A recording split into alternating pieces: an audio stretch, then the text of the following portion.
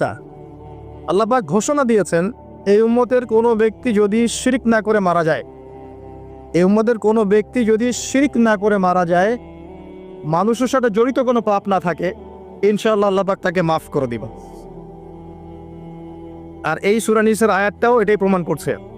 আল্লাহ পাক বলছেন, ইন্নাল্লাহা লা ইয়াগফিরু আন ইউশরাকা বিহি, আল্লাহ পাক শিরকের গুনাহ মাফ করেন না, ওয়া ইয়াগফিরু মা দুনা যালিকা লিমান ইয়াশা, এবং এছাড়া যে কোনো পাপ আল্লাহ পাক যাকে ইচ্ছা মাফ করতে পারে। আল্লাহ পাক পরম করুণাময়, অসীম দয়াল। এক ব্যক্তি 100টা খুন করেছিল, 99টা খুন করার পরে, এটা বনু ইসরাইলের ঘটনা, এটা গল্প নয়, কেচ্ছা কাহিনী নয়, সত্য ঘটনা। সে তওবার সুযোগ খুঁজছে, তওবা করা যাবে কিনা। খুঁজতে খুঁজতে খুঁজতে একজন আবেদের কাছে গিয়েছে। আবেদ মানে যে ইবাদত করে কিন্তু জ্ঞান নাই। দুই রকম মানুষ থাকে মুসলিমদের মধ্যে, একজন এক শ্রেণী আলেম যারা জানে এবং জানা অনুযায়ী আমল করে,